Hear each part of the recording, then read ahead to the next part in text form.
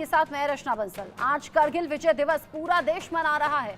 उन वीर शूरवीरों को याद किया जा रहा है जिन्होंने 1999 के इस युद्ध में पाकिस्तान को धूल चटा दी थी। उन घुसपैठियों को खदेड़ा था, जान से मारा था, जिन्होंने हिंदुस्तान की सीमा में घुसकर नापाक हरकतों को अंजाम देने की कोशिश की। और आज के इस खास दिन पर करगिल पहुंचे देश के प्रधानमंत्री नरेंद्र मोदी और करगिल से पाकिस्तान को पीएम मोदी ने सीधा और कड़ा संदेश दिया है। सीधे दो टूक कहा है पीएम मोदी ने पाकिस्तान को लताड़ते हुए कि आतंकियों के नापाक मंसूबे कभी कामयाब नहीं होंगे। पाकिस्तान ने हमेशा मुंह की खाई है। पाकिस्तान ने खुद से कोई सबक नहीं लिया है। आतंक पर पाकिस्तान ने इतिहास से सबक सीखा नहीं, जिसका नतीजा ये है कि आज भी इस तरह की कोशिशें वो गढ़ता रहता है। लेकिन करगिल पहुंचे तो शहीदों के परिवार वालों से भी मिले, शहीदों को नमन भी किया, सलाम पीएम मोदी ने किया उन वीर शूरवीरों को जिन्होंने अपने प्राण न्यौछावर कर दिए।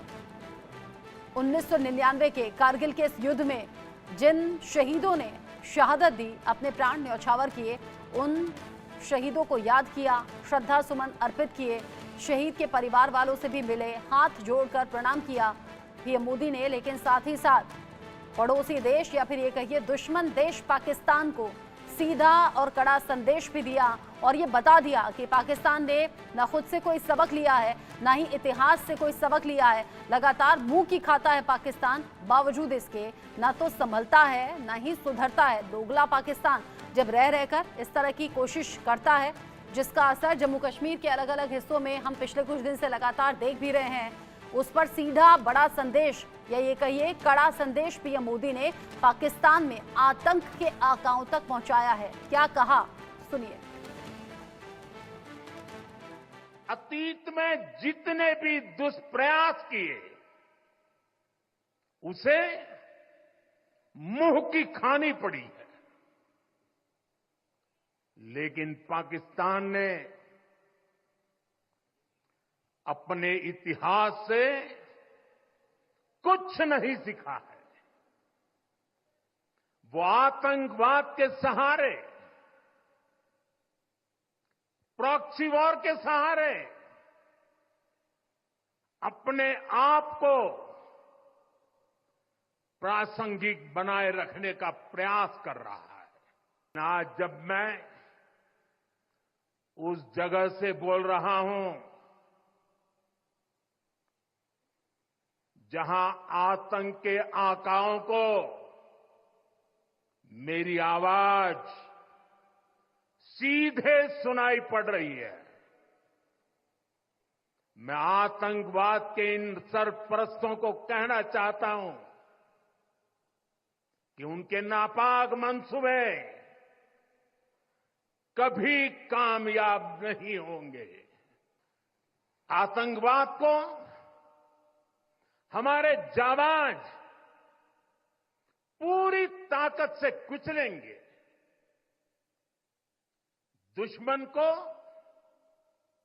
मुंह तोड़ जवाब दिया जाएगा।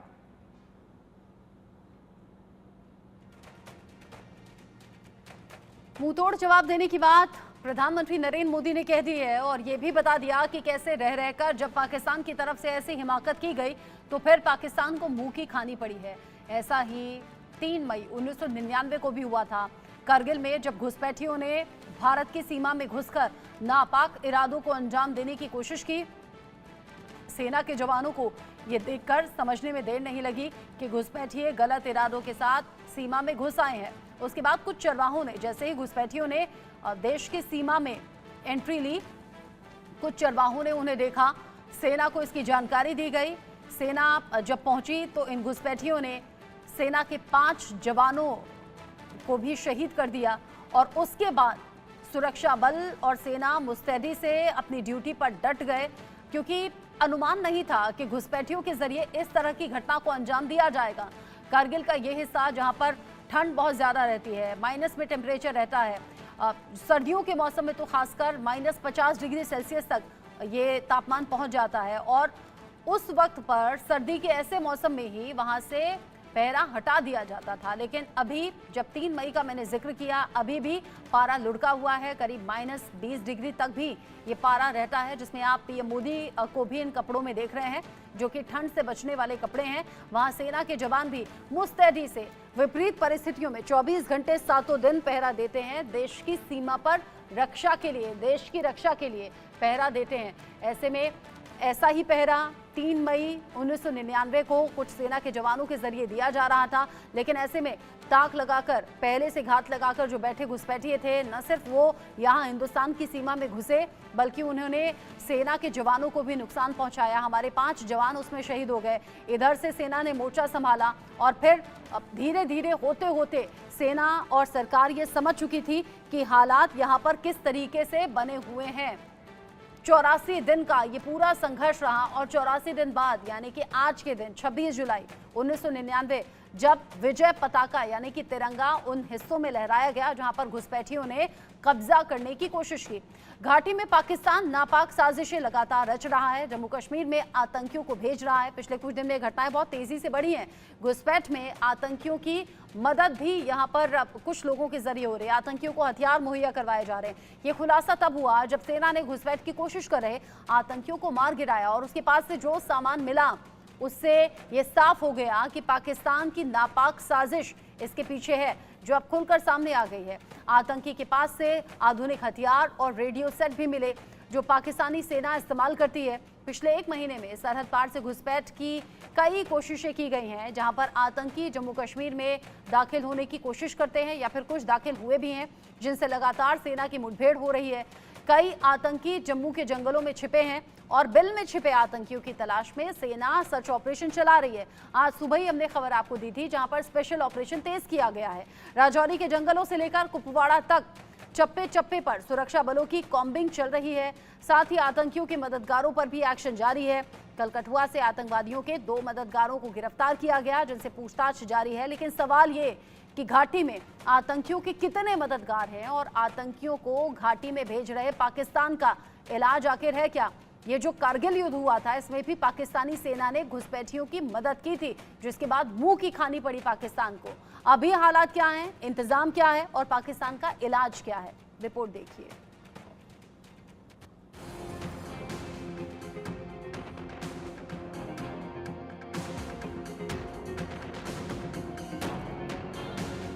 कुपवाड़ा से कुलगाम तक, पुंछ से रजौरी तक, पठानकोट से डोडा तक आतंक के खिलाफ सेना ने सबसे बड़ा ऑपरेशन लॉन्च कर दिया है। बिल में छिपे आतंकियों की तलाश तेज हो गई है, जंगलों की घेराबंदी कर दी गई और जम्मू कश्मीर के इन्हीं जंगलों में आतंकियों की कब्र खोदने का प्लान तैयार हो गया। आज भी कुपवाड़ा के लोलाब सेक्टर में एक एनकाउंटर चल रहा है, जिसमें एक आतंकी को फिलहाल ढेर किया गया है और सेना का एक जवान भी इस मुठभेड़ में शहीद हुआ है। बीते कई दिनों से लगातार घुसपैठ की कोशिशों में इजाफा देखने को मिल रहा है। कश्मीर के केरन सेक्टर से लगातार घुसपैठ की कोशिशें की जा रही है और सीमा पर तैनात जवानों ने इन कोशिशों को विफल किया। बार बार सरहद पार से घुसपैठ की कोशिश हो रही है, जिसे सेना ने नाकाम कर दिया। पिछले 1 महीने में सेना ने घुसपैठ की कोशिश कर रहे 12 आतंकियों को ढेर किया है और इनके पास से जो सामान मिला उससे पाकिस्तान की नापाक साजिश का खुलासा हो गया। खुफिया सूत्रों के हवाले से खबर है, आतंकियों को पाकिस्तानी सेना के रिटायर्ड अधिकारियों ने ट्रेन किया है। पाकिस्तानी सेना ने आतंकियों को आधुनिक हथियार मुहैया कराए थे। आतंकियों के पास से स्टेयर AUG राइफल भी मिली है, जो बेहद घातक मानी जाती है। इसके अलावा रेडियो सेट भी आतंकियों के पास से मिले और घुसपैठ में पाकिस्तान की सेना आतंकियों की मदद कर रही थी। सरहद पार से घुसपैठ कर आए आतंकियों का मंसूबा जम्मू कश्मीर को सुलगाने का था, घाटी में नफरत फैलाने का था, लेकिन इस साजिश को सेना ने कुचल दिया। वहीं जम्मू कश्मीर के उपराज्यपाल ने भी पाकिस्तान को सीधी चेतावनी दी कि खून के हर एक कतरे का बदला लेंगे, पाकिस्तान को उसी की भाषा में जवाब देंगे। आतंकवादी मुल्क पाकिस्तान जम्मू संभाग में शांति भंग करने का कुत्सित प्रयास कर रहा है, तरक्की की गति को रोकना चाहता है। आप सभी इस बात को हमेशा याद रखें कि पाकिस्तानी आतंकवादियों द्वारा किए गए रक्त के एक बूंद का हिसाब होगा और जरूर होगा और ठीक से होगा। साफ है कि पाकिस्तान ने एक बार फिर करगिल जैसी साजिश रचने के लिए ट्रेंड कर आतंकियों को भेजा है, लेकिन अब आतंक के खिलाफ एक्शन होगा। हर आतंकी का हिसाब होगा। बिल में छिपे आतंकियों को जहन्नुम भेजा जाएगा। सीमा के इस पार हो या उस पार, ऑपरेशन विनाशक से आतंक का सर्वनाश होगा।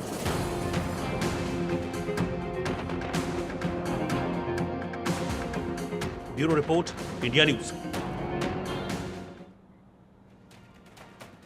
इस पर बात हम करेंगे। जिस तरीके से पीएम मोदी ने लताड़ा है पाकिस्तान को, या ये कहिए कड़ा संदेश दे दिया है। Major general retired Anuj Mathur sir मेरे साथ में हैं डिफेंस एक्सपर्ट के तौर पर। Group captain retired UK Devnath sir मेरे साथ हैं डिफेंस एक्सपर्ट के तौर पर। यूके देवनाथ सर, आज हर एक देशवासी के लिए गर्व का दिन है। 25 साल पूरे हो गए हैं करगिल विजय दिवस के, लेकिन साथ ही साथ उन वीर शहीदों को याद करने का दिन भी है, जिसकी अलग अलग तस्वीरें सामने आ रही हैं। आम हो या खास, उन शूरवीरों को नमन कर रहा है जिन्होंने देश की रक्षा सुरक्षा के लिए अपने प्राणों की आहुति दे दी। लेकिन उसके ठीक उलट पाकिस्तान को आज का दिन कतई रास नहीं आ रहा होगा, और जिसका परिणाम यह है कि जम्मू कश्मीर में लगातार रह रहकर साजिशें हो रही हैं। लेकिन बड़ा संदेश पीएम मोदी ने दे दिया, वो भी करगिल पहुंचकर। जी हाँ, आज के दिन भारत के वीर सपूतों ने पाकिस्तान को जो करारा जवाब दिया था 25 साल पहले, पाकिस्तान अभी तक उसको भूला नहीं है। मोदी जी ने कारगिल में आज जो कुछ कहा वो 100% सत्य है, क्योंकि पाकिस्तान को लग रहा है क्योंकि आमने सामने की युद्ध में वो भारत को हरा नहीं सकता, इसीलिए चुपचाप कायरों की तरह कश्मीर में वो आतंकवादियों की घुसपैठ करा रहा है। पाकिस्तान सोचता है कि वो इस तरह से हमें 1000 कट देगा और भारत की जो जनता है, भारत के जो लोग हैं वो डर जाएंगे। ऐसा कभी नहीं होगा। पूरा देश 140 करोड़ भारतवासी आज प्रधानमंत्री मोदी जी के बातों पर यकीन करते हुए मजबूती से उनके पीछे खड़े हुए।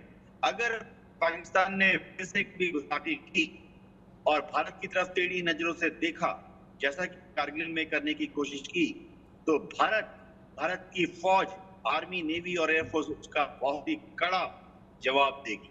जी, जिस तरीके से सेना के जवान मुस्तैदी के साथ सामना कर रहे हैं, अनुज माथुर सर, पिछले दिनों जम्मू कश्मीर में जिस तरीके से आतंकी गतिविधियां बढ़ी हैं, उसमें हम 15 अगस्त से जोड़कर उन चीजों को देख रहे थे। हम देख रहे थे फेस्टिवल सीजन करीब है, जब खुशियों में खलल डालने का काम आतंकियों के जरिए हो रहा है।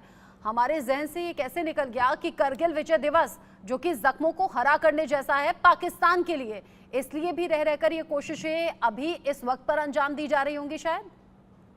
हाँ रचना, पहले तो मैं आपसे इजाजत लेके आपके तमाम दर्शकों को कारगिल विजय दिवस की रजत जयंती पर हार्दिक शुभकामनाएं देना चाहूंगा। अब आपका प्रश्न देखिए, पाकिस्तान के पास इस प्रकार की गतिविधियों को बढ़ावा देने के लिए कई कारण थे, और उन कारणों में से एक कारण कारगिल विजय दिवस भी है, क्योंकि एक जो सबसे बड़ा उसको घाव हमने दिया था 1999 में 84 दिनों चले इस युद्ध के दौरान, वो कभी वो भूल नहीं सकते। ऐसी विषम परिस्थितियों में, मैं देखिए मैं 5 बातें इसमें जोड़ के बताऊंगा, उससे पता पड़ेगा। सबसे पहली बात, मौसम बेहद खराब। दूसरी बात, बहुत जबरदस्त, बहुत दुर्गम इलाका, खड़ी चढ़ाइयां, लिमिटेड संसाधन, ये सबसे बड़ी बात थी। और रेस्ट्रिक्शन कि आप लाइन ऑफ कंट्रोल को पार नहीं करेंगे, चाहे वो एयरफोर्स हो चाहे वो आर्मी हो। ऐसी परिस्थिति में 84 दिन में भारत की भूमि का एक इंच भारतीय सेना ने उनसे वापस ले लिया। ये इससे बड़ी, इससे करारी कोई बात नहीं हो सकती थी पाकिस्तान के लिए। वो अभी तक अपने घावों को लिकिंग देयर वुंड्स। अभी रचना मैं बताता हूं आपको कि क्यों इधर इन्होंने आतंकवादी घटनाएं बढ़ाना शुरू करी।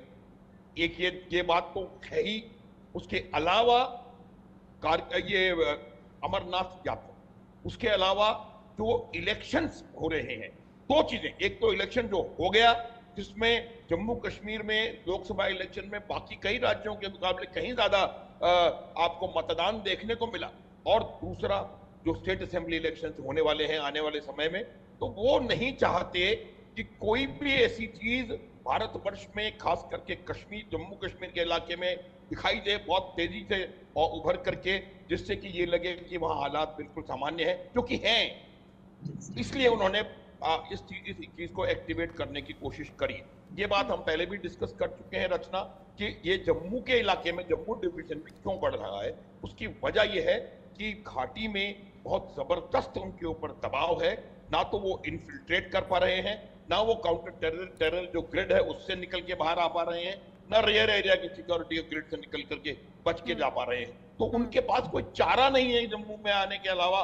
इसके अलावा दूसरी बात यह है कि जम्मू डिवीजन से कारगिल गलवान के समय कुछ सेनाओं को हटा के शिफ्ट किया गया था, रीडिप्लॉय। जब रीडिप्लॉयमेंट होता है तो उनको शायद इस बात का गुमान नहीं था कि भारतीय सेना यकीन करती है कि रीडिप्लॉयमेंट हुआ तो जहां से टूट के गए हैं वहां की सुरक्षा का किस प्रकार से देखभाल की जाएगी। तो उनको लगा कि मौका है, दबाव कश्मीर में, मौका जम्मू में, इसलिए उन्होंने जम्मू को लेकिन एक्टिवेट पाकिस्तान जब ये नापाक हरकतें करता है या कोशिशें करता है तो वो भूल जाता है कि 25 साल में जो भारत की सेना है वो पहले से कहीं ज्यादा सक्षम भी हुई है, पहले से ज्यादा अत्याधुनिक हथियार भी हैं। और अब सिर्फ ऐसा नहीं है कि आंखें उठाकर देखेंगे तो उसका जवाब दिया जाएगा, आंखें उस चेहरे से हटा दी जाएंगी। ये तो पहले के फौजी जो अब रिटायर्ड हो चुके हैं उनके जरिए ये चेतावनी दी जाती है, और जिसका आज प्रमाण भी हमने देख लिया।